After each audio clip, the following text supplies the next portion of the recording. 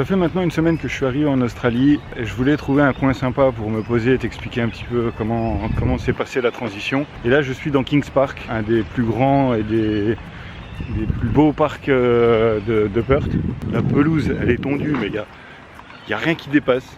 C'est vraiment un sacré contraste entre l'Asie que j'ai vécu avant et maintenant, mais j'ai trouvé un endroit un petit peu sympa pour me poser et pour t'expliquer tout ça.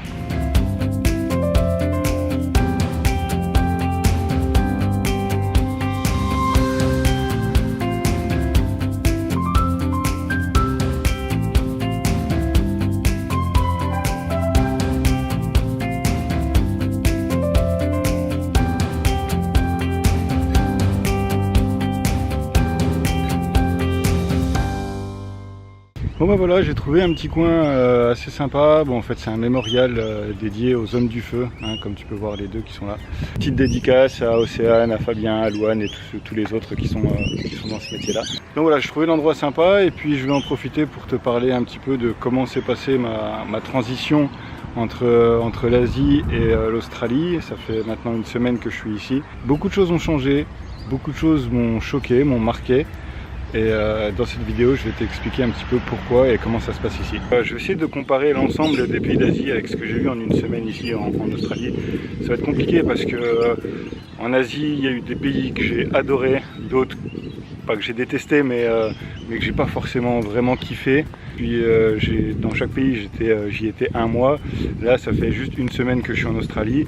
Cependant, j'ai quand même pris une grosse claque parce que quand tu passes d'un univers où le code de la route n'existe pas, enfin il existe mais personne ne le respecte, le coût de la vie est excessivement bas, les transports sont faciles, la bouffe, tu trouves de la bouffe partout.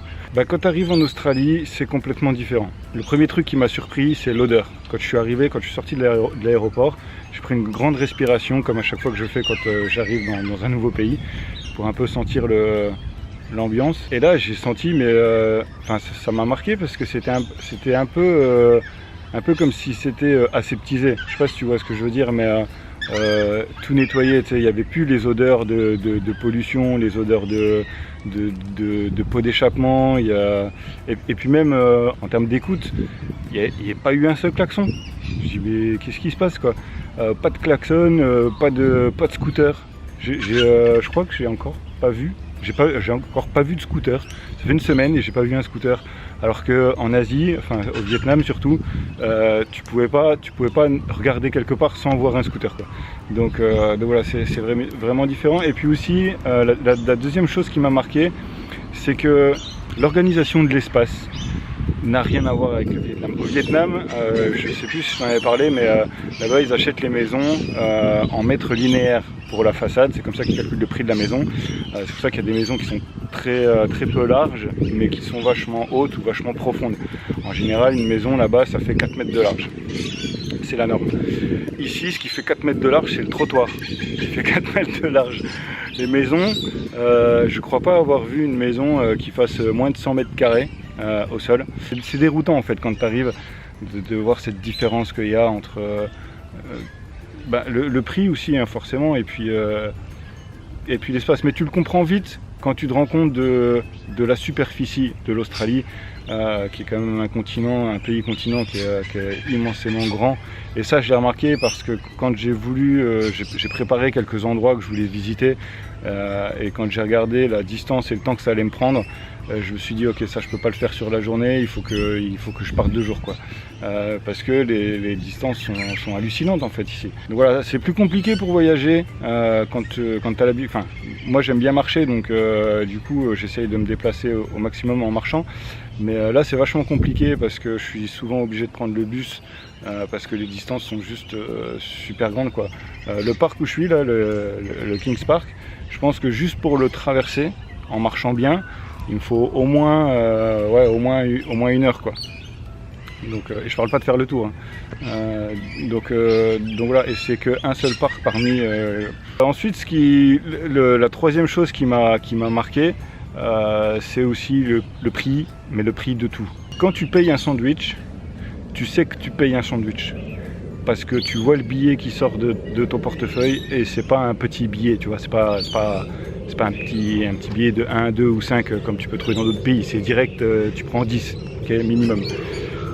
Quand tu veux prendre le taxi ou même le Uber, quand tu veux prendre le Uber, bah, tu vends un bras. Okay. Tu veux louer un vélo, juste 1 heure, c'est 25 $ et tout est cher comme ça. Sauf, je trouve que c'est pas cher. Les cartes SIM avec le data, moi j'en ai trouvé une à 30 $ pour 55 gigas de data. Enfin voilà, y a des choses qui sont très très chères. Après, pour le reste de l'adaptation, moi je suis dans une famille qui est au top avec Nicolas et puis Rika, qui sont 2 femmes adorables. Rika qui cuisine, mais oh, je mange. J'ose même pas te montrer mon bide parce que c'est pas correct. Mais je me resserre tout le temps parce que c'est trop bon, vraiment. Elle est végétarienne, mais elle cuisine aussi de la viande pour ceux qui veulent, parce qu'on est 3 étudiants. On était 4, mais là on n'est plus que 3 dans la maison. Et puis Nicolas qui est hyper pédagogue quand je galère avec des mots, elle est tout de suite là pour parler plus lentement, pour essayer de m'expliquer avec d'autres mots, pour chercher sur le téléphone. Je suis vraiment bien. Et puis les cours, je suis dans une bonne classe, il y a une bonne ambiance. On n'est pas beaucoup, donc c'est facile pour parler, pour s'exprimer, pour apprendre, voilà, c'est un peu plus facile. Petite anecdote, c'était rigolo, il y a là aujourd'hui, et puis donc on est lundi, et puis donc mardi, mercredi, jeudi, il y a des élèves de collège en 4e, 3e qui viennent de l'île de la Réunion, donc qui parlent français, qui intègrent les classes de l'école. Donc là dans ma classe, on en a 4, et je sais pas si on aura toujours les mêmes, mais en tout cas là on en a eu 4 ce matin. Et c'est trop drôle parce que du coup j'ai l'impression que les rôles sont inversés. C'est les élèves qui viennent dans ma classe, alors qu'avant mon voyage, c'est moi qui allais dans les classes à la rencontre des élèves.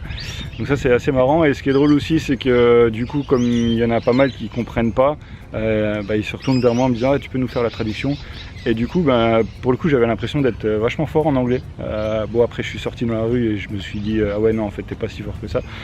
Mais sur le coup c'était rigolo. L'école se passe bien. J'ai eu besoin d'une semaine pour m'adapter parce que je voulais vraiment me cibler sur l'apprentissage et j'en ai un peu mis de côté le voyage. Là du coup depuis cette semaine je profite, enfin depuis vendredi, je profite un peu plus, c'est-à-dire qu'une fois que j'ai fini la classe à 14h30, je vais en études, à la librairie là, pour faire mes devoirs. Et une fois que j'ai fini, je pars et je visite et j'explore et du coup ça c'est cool parce que hier par exemple j'ai pu me balader sur une petite île qui s'appelle l'île des Hérissons. Je sais pas pourquoi du coup ils l'ont appelé comme ça parce qu'il n'y a pas de hérissons, il y a des kangourous. Mais du coup j'ai vu 3 kangourous et ça c'était cool parce que j'ai pu vraiment les approcher de tout près, j'étais à 2 mètres et ça change de les voir dans un zoo, tu vois, donc c'était vraiment cool. Et puis là aujourd'hui c'est balade dans le Kings Park, donc voilà, c'est une autre façon de découvrir le pays grâce au voyage.